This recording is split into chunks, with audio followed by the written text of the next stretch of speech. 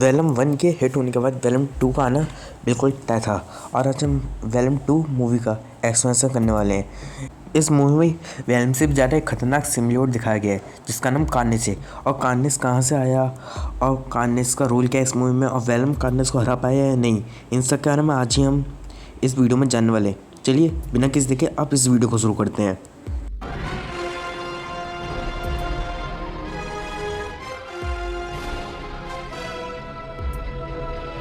Movie की शुरुआत में क्लीटस कैसेटी नाम के एक पागल आदमी को देखते हैं जैसे अपनी खराब मानसिक संतुलन के कारण एक स्कूल में रखा गया होता है। और वहीं पर ही उसकी पागल गर्लफ्रेंड फ्रांसिस नाम की एक लड़की से वो भी कैसेटी की तरह खराब मानसिक हालत की शिकार थी। फ्रांसिस के पास तेज़ आवाज़ की पावर थी जो काफ़ी ज़्यादा तेज़ होती जा रही थी। एक तरीके से समझो फ्रांसिस की तेज़ चिल्लाने की तेज़ आवाज़ किसी को भी एक सेकंड में बहरा कर दे और मार भी डाले, इतनी खतरनाक थी। इसलिए फ्रांसिस को एक टॉप सीक्रेट पागल खाने में ले जाया जा रहा था। और यह पागल खाना कहाँ पर है इसका हमें दुनिया में किसी को भी कोई भी जानकारी नहीं थी। फिर कुछ लोग फ्रांसिस को अपने संग ज़बरदस्ती लेकर जा रहे होते हैं, पर बीच में जब फ्रांसिस जा रही होती है तो उस दौरान फ्रांसिस एक पुलिस ऑफिसर पर बहुत ज़ोर से चिल्लाती है जिससे वो पूरी वैन डिसबैलेंस हो जाती है और वो पुलिस ऑफिसर अपनी जान बचाने के लिए फ्रांसिस की आँख पर गोली मार देता है जिससे फ्रांसिस की एक आँख खराब हो जाती है। पर फ्रांसिस किसी तरह उस पागल खाने तक पहुंच जाती है और फ्रांसिस को एक कांच के कंटेनर बंद करके रखा होता है। और ये कंटेनर ऐसा था कि फ्रांसिस कितनी भी ज़ोर से इस कंटेनर के अंदर चिल्लाए पर उसकी आवाज़ इस कंटेनर के बाहर नहीं आ सकती। फिर हम उस घटना के कुछ साल बाद का सीन देखते हैं। फिर हम कैसिटी को देखते हैं जिसने कई लोगों को मारा होता है और प्लस इससे यह बात बोलवाने की कोशिश करती है कि उसने कितनों को मारा है और उनकी लाशों को कहाँ दफनाया है। पर क्लीटस इसके बारे में कुछ भी नहीं बताता। एक दिन क्लीटस तैयार हो जाता है, वो अपना इंटरव्यू एडी को देगा क्योंकि एडी और क्लीटस की लाइफ कुछ एक जैसी थी, इसलिए क्लीटस एडी से दोस्ती करना चाहता था। फिर ऑफिसर मलिगन को दिखाया जाता है जो एडी को क्लीटस का इंटरव्यू देने के लिए बुलाता है। एडी वेलम को मना कर देता है कि वो अपनी उंगली इस काम में ना घुसाए और ये एडी का काम है, जिसमें वेलम भी मान जाता है एडी की बात। फिर एडी क्लीटस का इंटरव्यू लेता है जिसमें क्लीटस एडी को कहता है कि वो उसे सारी चीज़ें बताएगा पर उसके लिए एडी को उसकी बातें सुननी होगी।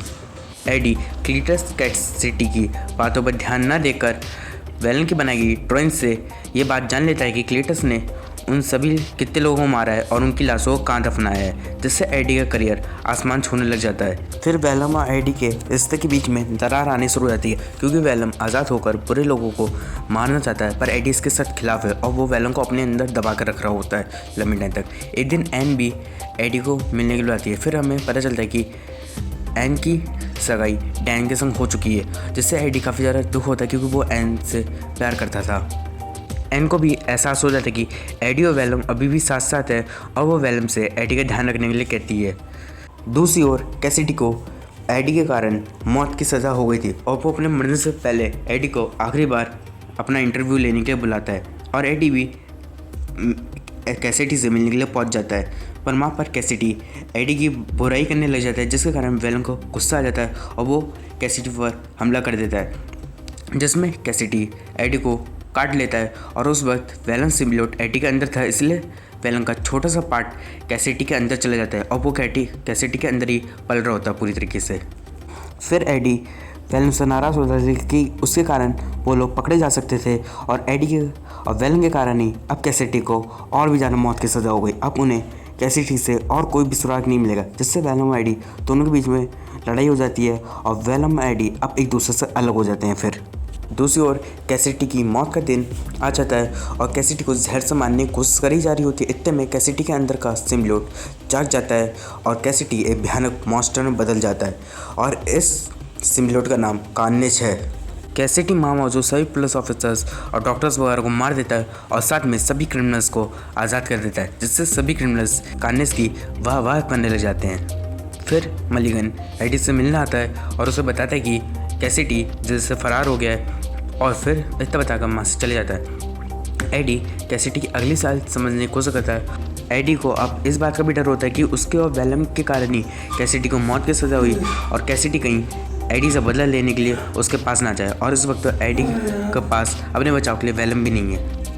कार्नेस कैसिडी को बताता है कि वो वेलम और एडी दोनों को माना जाता है, क्योंकि वेलम ही कार्नेस का फादर है और वेलम और एडी ये दोनों कार्नेस के लिए सबसे बड़े खतरा है। इसलिए कैसिडी और कार्नेस को मिलकर वेलम और एडी को मारना होगा, जिसमें कैसिडी एडी को भी मारने के लिए तैयार हो जाता है। तो बदले में कार्नेस को उसकी मदद करनी होगी फ्रांसिस को ढूंढने में।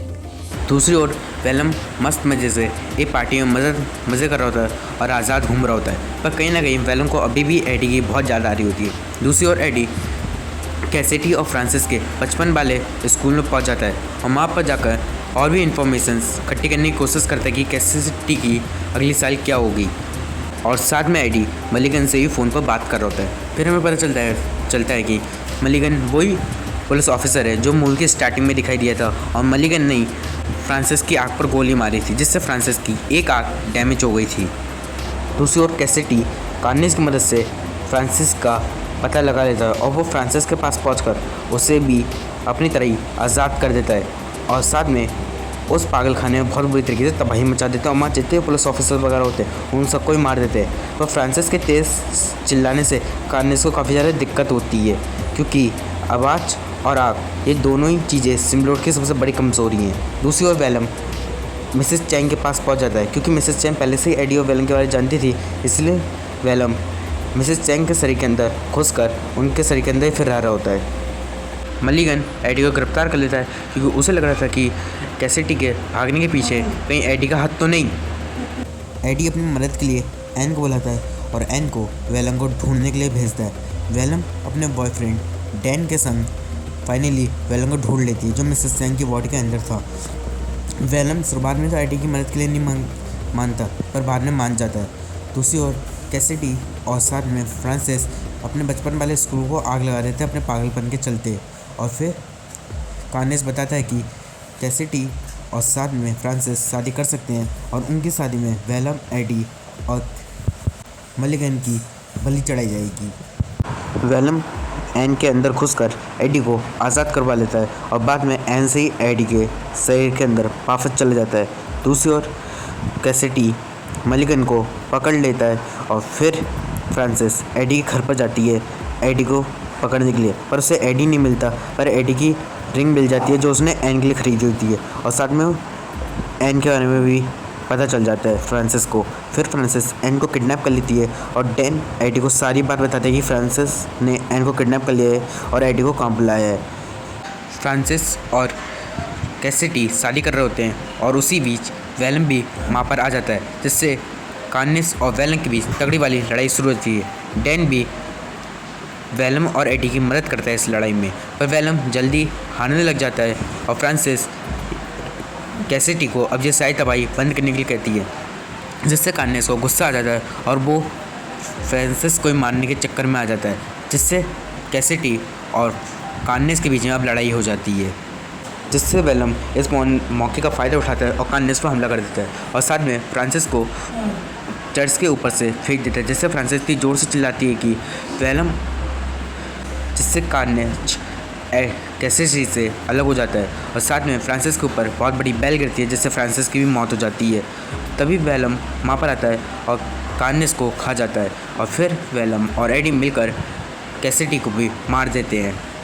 डैन और साथ में एन ये दोनों ही बच जाते हैं और वापस अपने घर पर चले जाते हैं। मलिगन के अंदर कार्नेस से निकल कर एक कार्नेस का छोटा सा पार्ट मलिगन के अंदर चले जाता है, जिसके कारण अब मलिगन के अंदर भी एक सिम्बलोट है। दूसरी ओर वेलम और एडी ये दोनों ने पुलिस से भागकर अपने रूल्स तोड़ते हैं, इसलिए ये लोग एक सही जगह, एक शांति की जगह पर जाते हैं और वहाँ पर आपस में बातचीत कर रहे होते हैं। फिर इस मूवी का पोस्ट क्रेडिट सीन दिखाया जाता है, जैसे वेलम सिम्बलोट्स के बारे में बताते हैं कि हर सिम्बलोट का माइंड एक दूसरे सिम्बलोट से कनेक्टेड है। मल्टीवर्स के बारे में बता ही रहा होता है। इतने में एडी और वेलम एक दूसरी यूनिवर्स में टेलीपोर्ट हो जाते हैं और इस यूनिवर्स में मिस्टीरियो ने स्पाइडरमैन की पहचान खोल दी होती है कि पीटर पार्कर ही असली स्पाइडरमैन है, और साथ में इस यूनिवर्स में डॉक्टर स्ट्रेंज ने एक मैजिक करा होता है, जिससे सभी लोग जिनको पता है कि पीटर पार्कर स्पाइडरमैन है वो सभी लोग एमसीयू के यूनिवर्स में आ चुके होते हैं। और वेलम का माइंड दूसरे सिम्बलोट से कनेक्टेड था कि भाई दूसरे सिम्बलोट को पता था कि पीटर पार्कर स्पाइडरमैन है, और वेलम को भी इस बात की पूरी जानकारी थी, इसीलिए वेलम भी एमसीयू के यूनिवर्स में आ गया था। और वेलम के संग एडी भी कनेक्ट था, तो इसलिए एडी भी यहाँ पर पहुँच गया। और अब इसके आगे की कहानी हमें स्पाइडरमैन नो वे होम में दिखाई जाएगी, जिस मूवी को मैंने ऑलरेडी एक्सप्लेन कर दिया है। ठीक है गाइस, आज के लिए इतना ही। अगर आपको ये वीडियो अच्छा लगा तो वीडियो को लाइक करो, चैनल पर नए हो तो चैनल को सब्सक्राइब करो, बगल में बेल आइकन दबाओ। और मैं मिलता हूं आपसे अगली वीडियो में, तब तक के लिए bye bye. Thank you for watching.